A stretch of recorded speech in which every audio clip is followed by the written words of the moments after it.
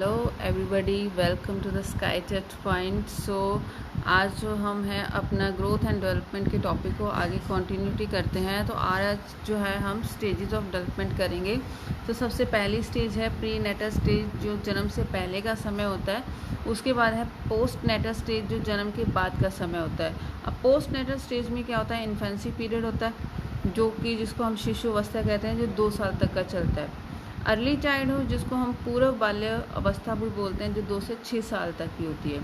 Letter childhood यानी पश्चिम बाल्य अवस्था, जो 6 से लेकर 12 साल तक की होती है। एडोलेसेंस की बात करें, जिसको हम किशोरावस्था कहते हैं, जो या तो 12 से 18 होगी या 13 से 19 तक की होती है। ऑलमोस्ट इनके बीच में चलता है। उसके बाद है अडल्टहुड। अडल्टहुड जो है वो प्रौढ़ावस्था, जो 18 या 19 से अप टू 60 तक जाती है।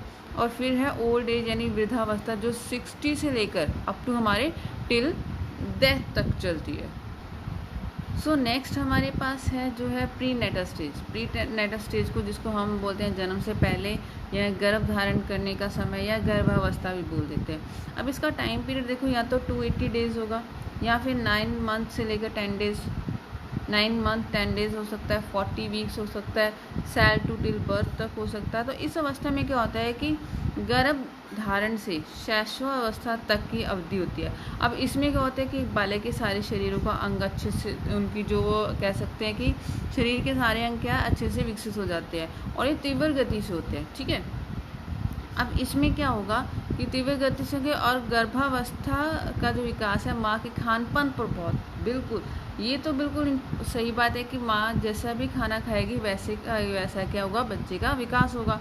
और 6 माह पर कि 6 माह तक अंग विकसित होकर क्रिया करने लगते हैं।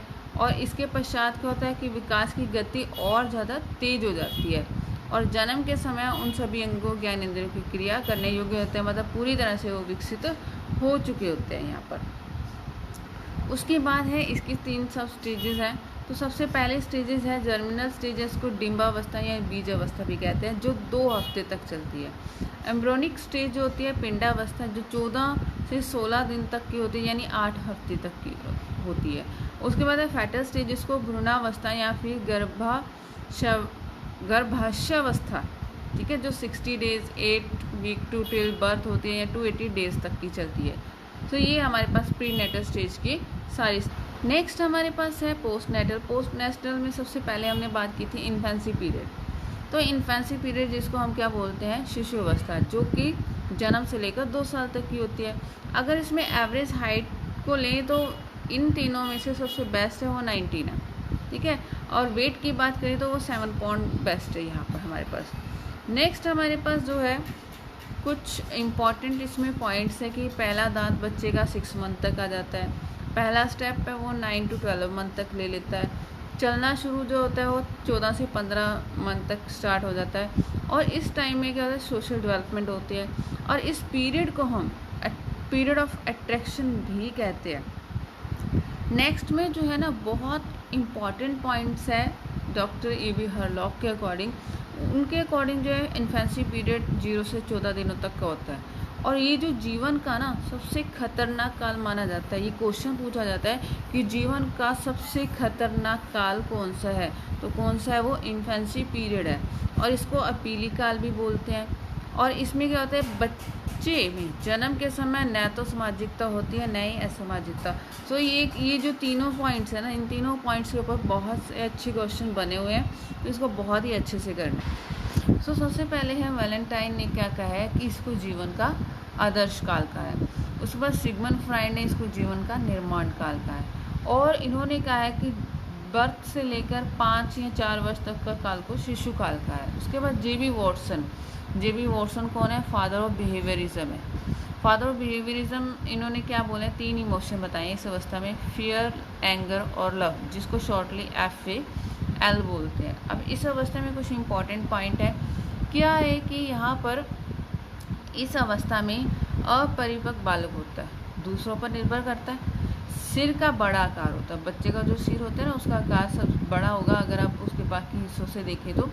और इमोशन से सीखते हैं कि बच्चे लाड प्यार से, हंसी मजाक से सीखते हैं। और विधि और विकास इसमें बहुत तेज होती है और वो अंतर्मुखी होते हैं।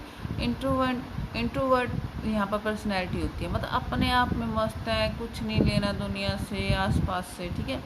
नैतिकता का अभाव होगा। जब बच्चे छोटे हैं उनको कुछ पता ही नहीं है तो उनमें नैतिकता क्या होगी। सेकेंड हमारे पास क्या है यहाँ पे, नॉन वर्बल, कोई लैंग्वेज नहीं, उसकी कोई भाषा नहीं है।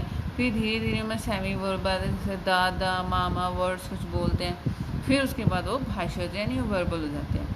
अब इनके संवेग देखें तो वो अस्थिर और स्पष्ट है, मतलब वो अपने आप को डिफाइन नहीं कर पाते, वो अपने इमोशन को डिफाइन नहीं कर पाते। बच्चे का जो व्यवहार है इस अवस्था में क्या होता है, मूल रूप से काफ़ी प्रभावित होता है, मूल प्रवृत्तियों से, आसपास के माहौल से काफ़ी क्या होता है, इफेक्टेड होता है।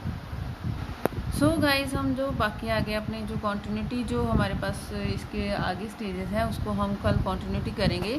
सो होप सो गाइज आपको ये वीडियो अच्छी लगी तो प्लीज़ इसको लाइक शेयर एंड सब्सक्राइब ज़रूर कीजिए। Thank you so much.